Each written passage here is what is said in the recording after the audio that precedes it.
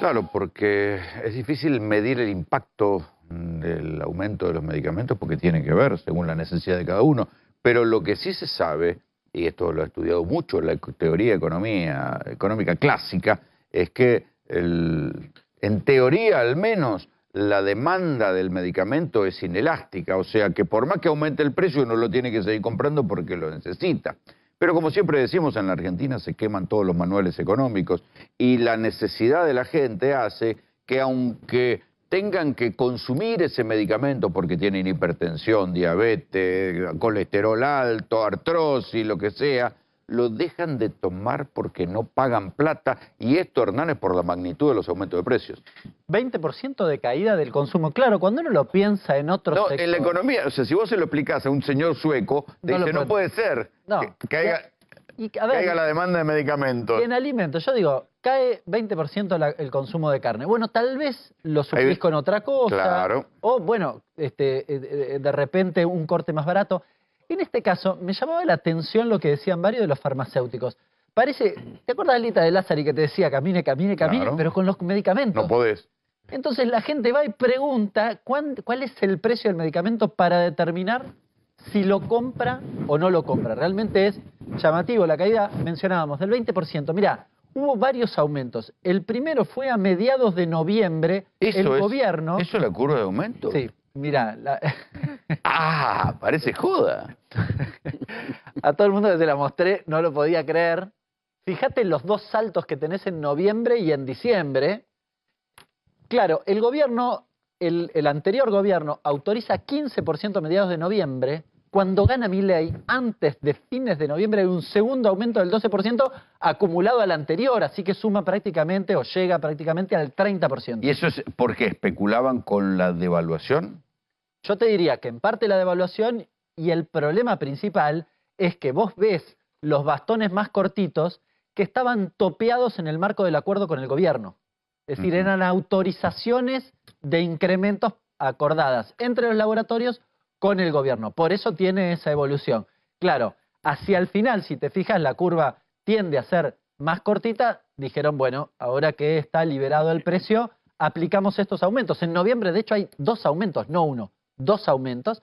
En diciembre, en la primera quincena, hay un nuevo aumento del 41% que estamos ahí viendo. Está bien, pero esto, ¿hay alguna política especial del gobierno en materia de medicamentos que haya estimulado los aumentos o solo el retiro de los controles? Solo el retiro de los controles. A ver, en general el sector suele decir que sus costos están en buena medida dolarizados. Ahora, cuando apreciaste el tipo de cambio, es decir, cuando planché el tipo de cambio, de hecho vos tenés, por ejemplo, en la curvita hacia el final previa a los saltos importantes, el dólar está fijo, con lo cual de todas formas tenés incremento. O sea, depende el momento, te dicen una cosa u otra. Falta el 10% de aumento de los primeros días de enero. Todo ese aumento suma el 100%, que es básicamente. Claro, y esto es indistinto si son medicamentos que se producen acá o se importan. No hay porque la Argentina, hay que decir que la Argentina, debido a que no paga patentes, digamos, porque hay buena parte de un agujero en materia de patentes en la Argentina, una discusión que hubo en los tiempos del menemismo que arrancó, y buena parte de los medicamentos en Argentina no pagan patente o la pagan más o menos. La Argentina, no te digo es una potencia farmacéutica, pero es un lugar donde hay buenos laboratorios que fabrican buena parte de los remedios. No es que los remedios se importan en general. No, por ahí se importan los principios activos, pero acá hay buenos laboratorios. Sí, y de hecho es una industria que pretende exportar y en buena medida exporta, con lo cual tiene un buen desarrollo, pero a nivel local esto ha significado... Está bien, pero quiere decir que si todos los periodos anteriores que había inflación no aumentaban, ¿qué? ¿Perdían plata? No. No. Y entonces... No. Bueno, tenés un nivel de concentración importante también en los medicamentos, ¿no? Los primeros 10 deben facturar... Está bien, pero es gente enferma. Le aumentaste 25,40, 75% en 2 meses a la gente enferma de los medicamentos, si antes con esos aumentos no perdía plata. A ver, los aumentos incluyen además todos los medicamentos, ¿eh? Es decir, un medicamento específico que consume un jubilado hasta la aspirina. Hasta la aspirina.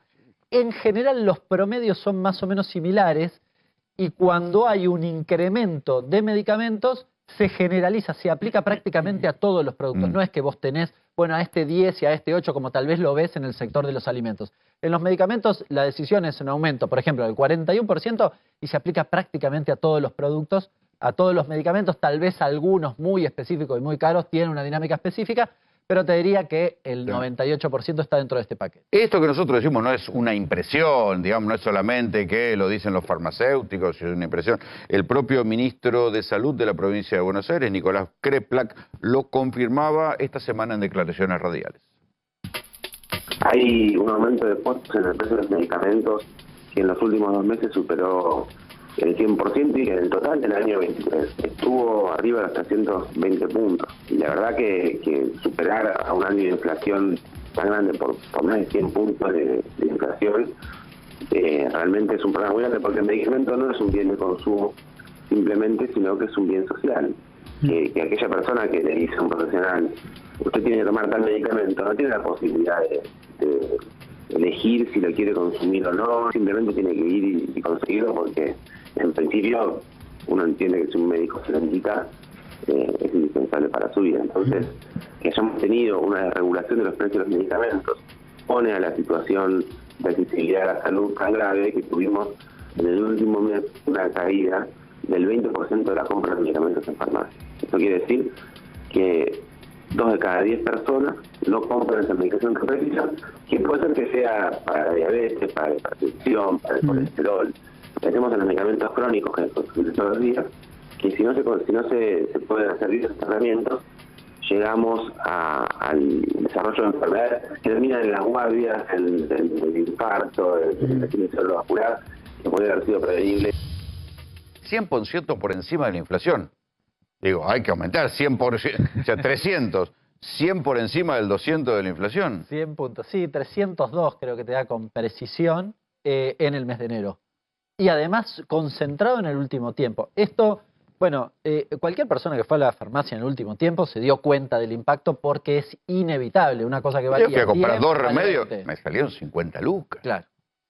En el caso de los, y acá hay una cuestión importante para mencionar que tiene vigencia y que es bien importante, la cobertura de los jubilados sigue teniendo vigencia. Esto es muy importante, porque imagínate que con estos valores al jubilado no se le cubra el medicamento. Bueno, que fue lo que pasó no en un momento dado durante el macrismo, que le habían sacado una parte de la cobertura. Claro, se saca una parte, en realidad se asocia a la jubilación que tiene cada uno y demás, y tiene cubierto algunos medicamentos. Bueno, después finalmente se vuelve a cubrir la mayoría de los medicamentos y te permite esto, que vos vayas a la farmacia. Imagínate, vos vas y compras 50.000 pesos de medicamentos y tu jubilación es 150. Ah, claro, te querés morir. Y no, te falta la comida, el alquiler, viajar, todo te falta.